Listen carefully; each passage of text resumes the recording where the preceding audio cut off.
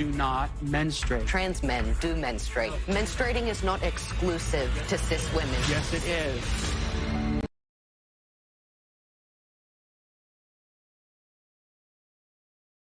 Recently, we had a very passionate conversation about gender discussions in schools. How young is too young for children to start learning about gender pronouns, and should parents have a say? Here's what happened. Controversy tonight over a new policy on how gender identity is addressed in Utah schools. A family's fighting for transgender rights at a Tucson middle school. You may as well just put a big neon sign that says trans kid bathroom. The West Point School Board voted to terminate French teacher Peter Vlaming because he didn't refer to a transgender student with male pronouns. Many are asking why 1.4% of 13 to 17-year-olds who identify as transgender are dictating the agenda for the remaining 98.6%. Are schools overstepping and trying to take the place of parents? Not only was I betrayed by the school and by the therapist, but I have watched thousands of other families be betrayed in the same way. Jennifer says they went nearly 3 months calling her daughter by a different name and gender identity without her ever being notified. Her teacher sent me an email, and it used a name I didn't recognize. I felt blindsided. How many of you agree that it's okay for the school to do this outside the awareness of the parents, okay? How many of you think parents need to be involved? Eli, you disagree. Why?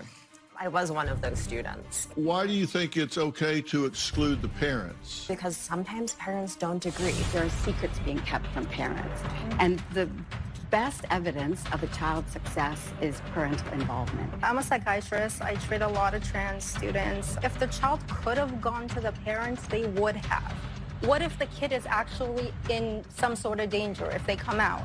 That's a big if. If you have a child that has suicidal ideation, do you not have an obligation to include the parent? Are you comparing being trans to being suicidal or homicidal? For 26 years, I've been heralding teachers, and I am not aware of any teaching curriculums in preparing these teachers to be uniquely qualified to handle this sort of challenge. You're absolutely right. Most teachers right now are not trained. The parents aren't trained either. That's the issue. Of course not. Right, but that is the issue. Like... I think about my own children. If a teacher had locked me out of a life-altering decision, I'd have been a mad sumbitch, I'm telling you. I am a teacher. The gender confusion is a serious mental and emotional disturbance. It requires family involvement.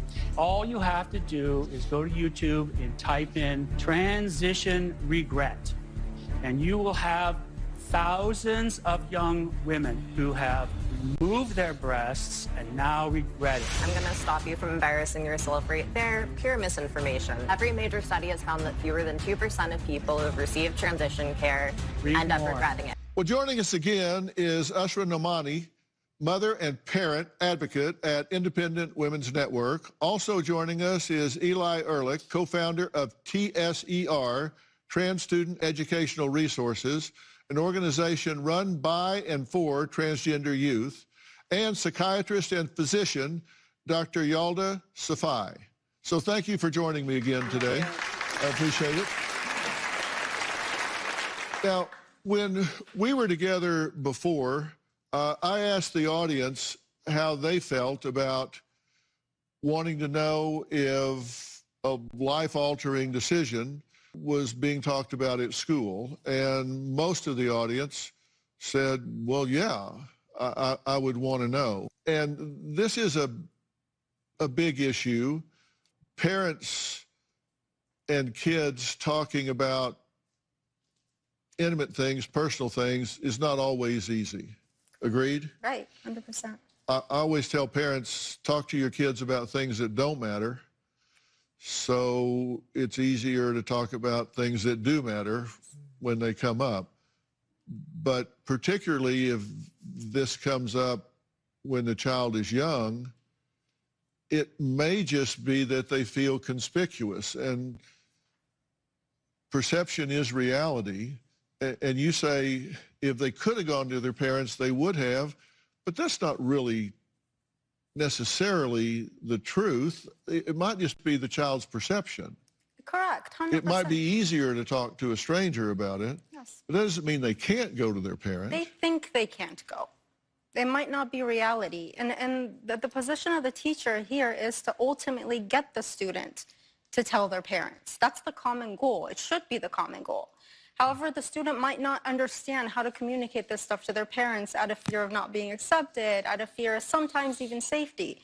So the goal here should be to ultimately guide the kid to be comfortable enough to tell their parents. But as a teacher, should it be the responsibility of the teacher to run to the parents as soon as a student discloses this to him? I don't think so. Well, I think it should be. It could put the students in danger. And I do also want to add something. I was one of those students who was outed when I was 8 years old, and it did not end well. My third grade teacher outed me to my parents over the phone. I was punished. I was sent to therapy to get me to stop announcing that I was a girl. I was teased and bullied at school because she was also outing me to other students and teachers. And I was grounded by my parents. So no, they don't always react well. But you are so making my case. That teacher was so ill-equipped to be the one handling that situation. You just argued my case perfectly. But the parents weren't equipped either. Teachers may not be equipped for this. And my question is, it just seems so arrogant to assume that you know better or the teacher knows better than the parent. The teacher might have 80 children at one time that they've known for 6 weeks, and they know better than to consult with the parent? That's because this isn't about the child themselves. This is about their beliefs on trans issues.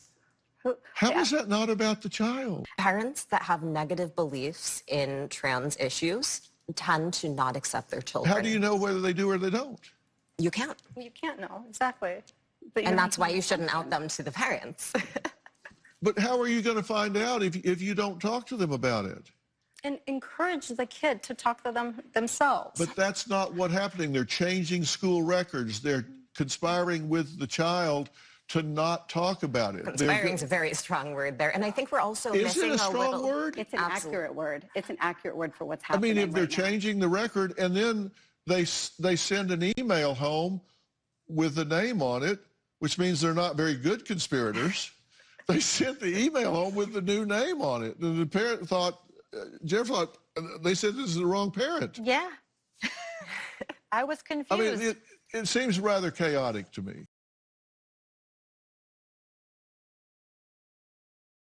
But is it commonsensical to put these products in every bathroom? I want to give a two-part response here. First of all, I mean, like we saw in Tennessee, trans boys do need to use restrooms. Trans boys can menstruate, and that's okay. And second, if people are running out of menstrual products, which I went to a school that provided them, it happens all the time, a boy could just run to the bathroom and grab it for his friend. So this is actually a law that benefits everyone, including cisgender women.